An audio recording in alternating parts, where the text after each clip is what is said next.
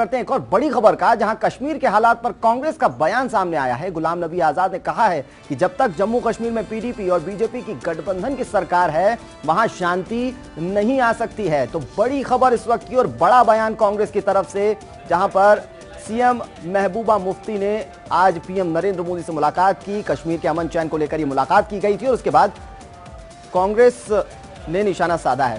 फिलहाल राजनाथ सिंह क्या कुछ कह रहे हैं वो आपको सुना। आपको क्या लगता है कि कौन इसके पीछे है जो साजिश रचना रहा है, लगातार रच रहा है पत्थरबाजी?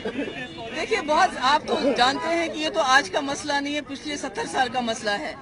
ऐसी ताकतें हैं, ऐसे लोग हैं जो नाराज भी हैं, जो डिस्ग्रंटल्ड भी हैं, जो किसी के कहने पे हालात को बिगाड़ते हैं। मगर मैं समझती हूँ कि आने वाला वक्त 2-3 महीने हमारे लिए बहुत अहम है। इसके लिए मैं मीडिया से भी गुजारिश करूंगी कि हमारी मदद कर लें, ताकि हम जम्मू कश्मीर में जो हम हालात को सुधारना चाहते हैं उसमें मदद करें और जम्मू कश्मीर को दोबारा हम एक खुशहाल जम्मू कश्मीर।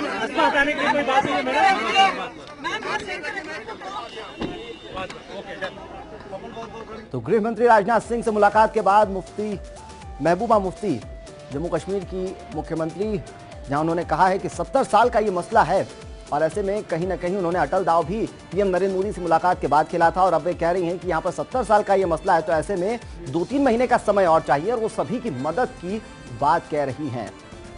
तो कश्मीर के हालात पर जम्मू कश्मीर की सीएम महबूबा मुफ्ती का बड़ा बयान, राजनाथ सिंह से मुलाकात करके वे वापस आई थी और उसके बाद बात कांग्रेस की करें तो कांग्रेस की तरफ से बड़ा बयान आया है।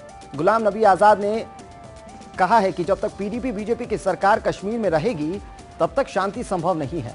अब इस बयान के क्या मायने निकाले जाएंगे ये देखने वाली चीज होगी, लेकिन एक बड़ा बयान कांग्रेस की तरफ से आता हुआ, जहां पर पीएम नरेंद्र मोदी की मुलाकात महबूबा मुफ्ती से हुई और उसके बाद कांग्रेस ने प्रतिक्रिया दे दी है। इस प्रतिक्रिया के बाद कितना ज्यादा और इस पर प्रतिक्रियाएं आएंगी, कितनी राजनीति इस पर होगी, ये देखने वाली चीज है। लेकिन एक बड़ा बयान कि जब तक पीडीपी और बीजेपी की सरकार कश्मीर में है शांति संभव नहीं है।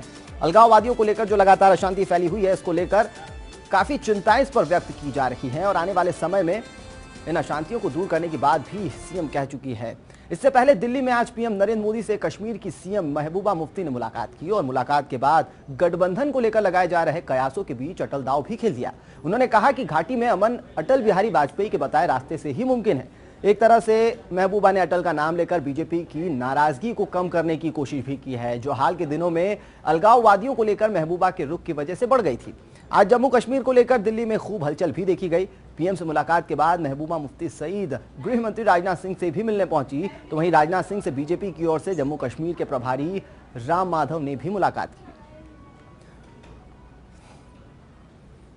लगता है कि जम्मू कश्मीर में पहले भी वाजपेयी जी साहब के टाइम में भी बातचीत हुई है। LK Advani deputy prime minister थे, हुर्रियत के साथ बात हुई है, दूसरों के साथ बात हुई है और हमें जहां पर वाजपेयी जी छोड़ गए थे वहीं से इसको आगे ले जाना पड़ेगा, नहीं तो जम्मू कश्मीर की हालत जो है वो सुधरने का कोई चांस नहीं है। पत्थरबाजी के लिए 2-3 वजह है। एक तो कुछ जो लड़के हैं जो डिसइल्यूजन्ड है, जो खफा हैं, जो नाराज हैं। दूसरा जो है जिनको जानबूझ के उकसाया जाता है। तो इस सब पे कल डिस्कशन होगा और हम कोई ना कोई रास्ता जरूर निकालेंगे। जम्मू कश्मीर में जो पिछले 1-2 महीने से हालात खराब हो गए उसके बारे में डिस्कशन हुआ, जो धीरे धीरे सुधर रहे थे पिछले साल के अनरेस्ट के बाद।